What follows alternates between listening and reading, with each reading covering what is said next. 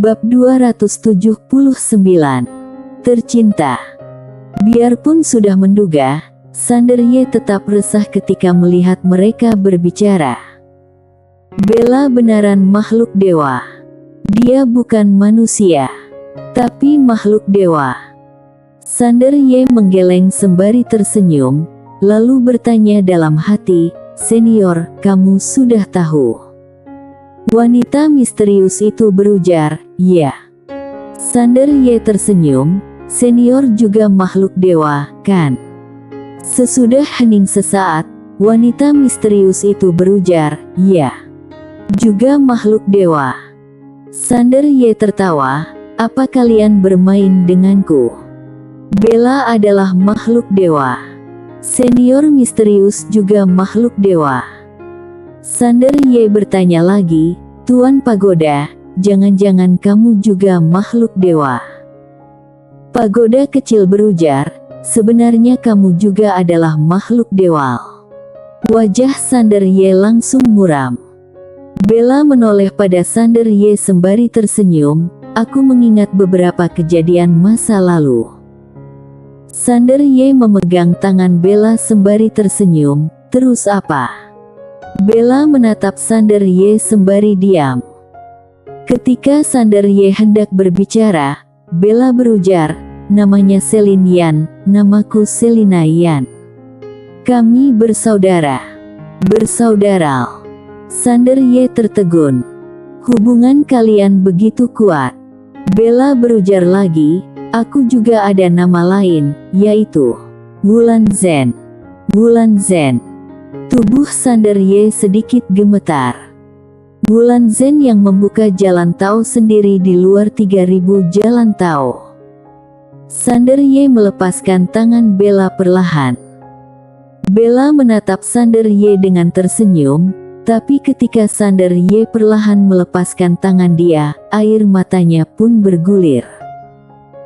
Sanderye langsung menggenggam tangan dia lagi lalu menyeka air mata Bella. "Aku tahu asal-usulmu gak sederhana. Aku juga menduga kamu mungkin makhluk dewa, tapi aku gak ngangka kamu itu Wulan Zhen." Wulan Zhen benaran adalah legenda.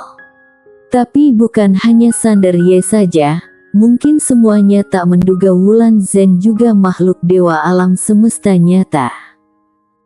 Bella memegang tangan Sanderye, "Alangkah bagusnya kalau ingatanku gak pulih." Sanderye berpikir dalam benak, "Senior, apa ini jebakan darimu?" Suaranya dingin. Wanita misterius itu berujar, "Aku suruh kamu untuk ambil kitab tinju abadi. Aku gak suruh kamu goda dia, apalagi tidur dengannya." Aku juga sangat terkejut ketika urusan berkembang sampai begini. "Kenapa kamu tidur dengan dia? Apa yang harus kamu lakukan sekarang?" Sanderye diam.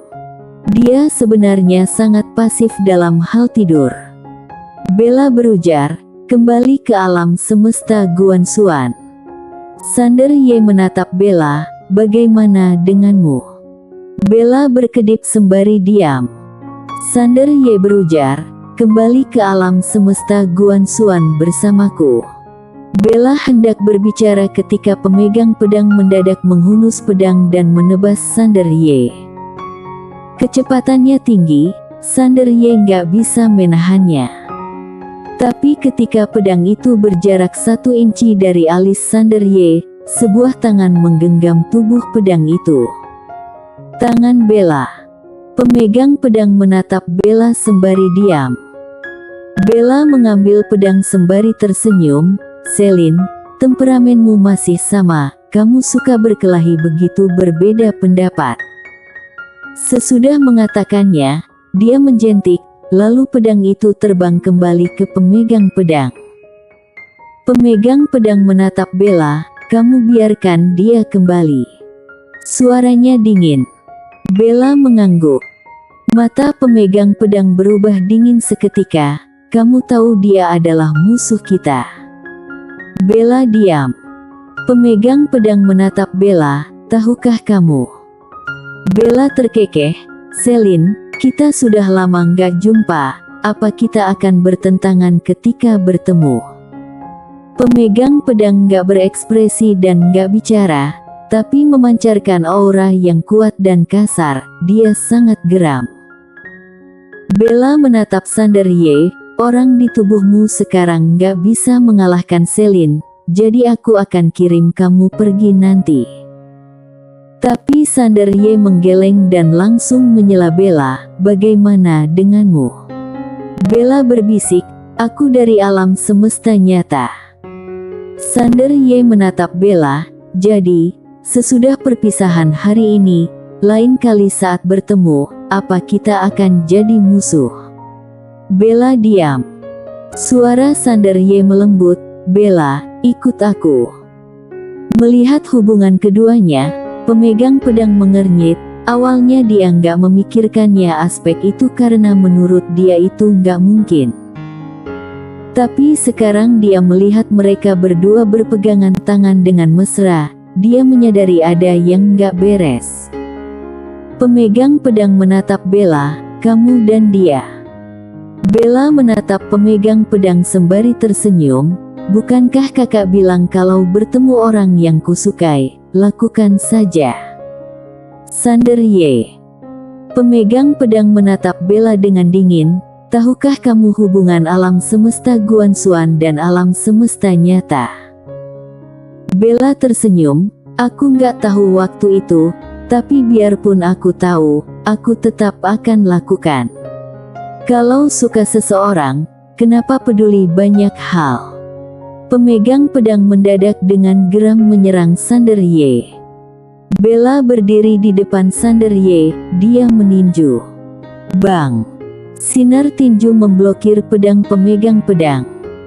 Kekuatan Bella mengalami perubahan yang mengejutkan. Melihat Bella menyerang, mata pemegang pedang dipenuhi amarah, dia maju dan menyerang lagi. Bella menarik Sanderye ke belakang dia, lalu meninju lagi. Bang! Kekuatan dahsyat langsung memblokir pedang pemegang pedang, lalu kekuatan lembut mendorong Sanderye ribuan kaki. Menyaksikan kejadian itu, ekspresi pemegang pedang jadi galak, kamu beneran menyerangku demi dia. Karena marah, momentum pedang yang kuat keluar dari tubuh dia bagai gelombang. Dunia jadi ilusi. Bella menatap pemegang pedang sembari tersenyum, sesudah bertahun-tahun, kamu masih pemarah. Pemegang pedang menatap Bella, apa kamu bertekad melindungi dia hari ini? Bella menatap pemegang pedang, Selin, kamu nggak bisa bunuh dia. Nadanya nggak ada keraguan. Pemegang pedang sini, kalau begitu coba saja. Dia menghilang. Bella juga menghilang. Sinar tinju dan sinar pedang membludak. Bang! Ketika ledakan terdengar, Bella dan pemegang pedang langsung memasuki ruang waktu tanpa batas. Tapi, begitu mereka masuk, ruang waktu tanpa batas jadi ilusi. Bahkan ruang waktu tanpa batas nggak bisa menahan kekuatan keduanya. Pemegang pedang jelas amarah. Setiap pedangnya mengandung kekuatan penghancur dunia. Kekuatan Bella juga sangat mengerikan. Dihadapkan pada pedang pemegang pedang yang sangat kuat, dia nggak kalah. Pertarungan keduanya lebih intens dari pertarungan pemegang pedang dan Kaisar King. Sanderye melihat ruang waktu yang gelap dan bertanya dalam hati, senior, apa kamu kenal dewa nyata? Sesudah hening sejenak, wanita misterius itu berujar, kenal. Sanderye memicingkan mata, apa akrab? Wanita misterius itu berujar, pernah tidur bersama. Sanderye. Pagoda kecil berujar, jenis yang murni itu. Wanita misterius itu berujar, pagoda kecil, aku beneran mau hajar kamu. Pagoda kecil. Wanita misterius itu berujar, aku tahu kamu penasaran tentang hubunganku dengan Bella dan dewa nyata, tapi aku nggak mau bicarakan masa lalu. Sander Ye mengangguk. Senior nggak mau bicara, maka aku nggak akan paksa. Tapi, ada yang mau kutanyakan. Senior seharusnya tahu dendam antara alam semesta Guanxuan dan alam semesta nyata, tapi senior masih mengikutiku. Apa senior mau melawan alam semesta nyata bersama alam semesta Guanxuan? Sesudah diam sesaat, wanita misterius itu berujar, masalah ini rumit, aku nggak bisa jelaskan. Singkatnya, aku nggak berniat buruk pada kamu dan alam semesta Guanxuan. Aku mengikutimu karena alasan lain. Sander Ye mengangguk lagi. Dia tahu pihak lain nggak mungkin memusuhi dia dan pagoda kecil, kalau nggak, ayahnya pasti nggak akan mengatur pihak lain di sisinya. Nggak ada ayah yang penjebak seperti itu di dunia ini. Pernah tidur dengan dewa nyata. Wanita senior misterius ini nggak sederhana. Ruang waktu tanpa batas di kejauhan bergetar kencang, pemegang pedang terdorong. Tapi, Bella juga terdorong puluhan ribu kaki oleh pedang pemegang pedang. Bella nggak melawan lagi, dia keluar dari ruang itu, diikuti pemegang pedang. Bella menatap pemegang pedang, aku nggak mau lawan kamu. Pemegang pedang menunjuk Sander Ye, hari ini, aku harus bunuh dia. Bella menatap pemegang pedang, nggak boleh. Dia mengepalkan tangan dia. Pemegang pedang menunjuk ke tenggorokan sendiri, sesudah dilihat dengan cermat, ada bekas luka di sana. Pemegang pedang menatap Bella, apa kamu ingat bekas cuka ini? Ketika kita di desa batu, kamu hampir dipukul mati oleh orang luar.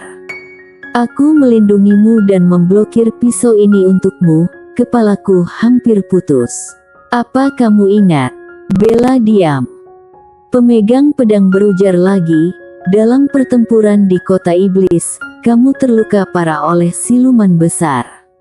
Aku menggendongmu selama 3 hari 3 malam kembali ke Dea Batu. Kakiku diamputasi dan aku terbaring di ranjang selama 3 bulan. Aku hampir mati, apa kamu ingat? Bella menatap pemegang pedang sembari diam. Pemegang pedang menuju Bella, dalam pertempuran dengan klan Botian, kamu dikepung oleh 12 Kaisar Agung Puncak. Untuk menyelamatkanmu, aku memaksa masuk ke klan Botian Plus, tubuhku hancur dan jiwaku terluka parah, aku terbangun sesudah koma selama 100 tahun. Apa kamu masih ingat? Bella mengendurkan tangan dan mengangguk, ingat. Aku ingat semuanya. Pemegang pedang menghampiri Bella, dia menatap Bella dengan garang, dulu aku mengorbankan nyawaku untukmu, tapi sekarang kamu tega melawanku demi seorang pria. Oke, bagus sekali, ayo bunuh aku. Dia melambaikan lengan baju, pedang penegak hukum pun terbang ke depan Bella. Dia menatap Bella dan meraung, ayo. Aku nggak akan melawan. Bella menatapi pemegang pedang. Sesudah hening sesaat, dia mengambil pedang penegak hukum. Sesudah melihat pedang penegak hukum sesaat, dia pun terkekeh, Selin, aku gak pernah melupakan kebaikanmu. Dalam hatiku, kamu kerabat terdekatku. Aku selalu ingat saat di desa batu, setiap kali ada makanan, kamu akan memberiku dulu. Ketika dia mengatakannya, dia melihat ke langit dan berbisik, biarpun hidup sulit waktu itu, aku sangat bahagia. Sayang sekali aku nggak bisa kembali ke desa batu. Dia mendadak menusuk perutnya. Jelek. Pedang penegak hukum menembus perutnya. Bella. Mata Sander Ye merah, dia bergegas mendekat. Tapi, ketika dia berada sekitar 1 kaki di depan Bella, Bella mendadak membuka tangan kanan ke arah Sander Ye. Dalam sekejap, kekuatan mengerikan langsung menahan Sander Ye. Bella menatap Sander Ye yang ketakutan di depannya dan menyeringai, aku belum pernah menyukai pria. Aku sangat senang bertemu denganmu. Tapi, maaf, aku nggak bisa bantu kamu melawan alam semesta nyata. Karena mereka semua adalah kerabat terdekatku, tapi, aku nggak bisa membantu mereka mengalahkanmu, karena kamulah yang paling kucintai. Ketika dia mengatakannya, dia perlahan jatuh dengan lembut, aku mau makan masakanmu lagi. Dia perlahan mencabut pedang penegak hukum, tubuh dan jiwanya jadi seberkas sinar dan menghilang. Menghilang sepenuhnya. Bersambung.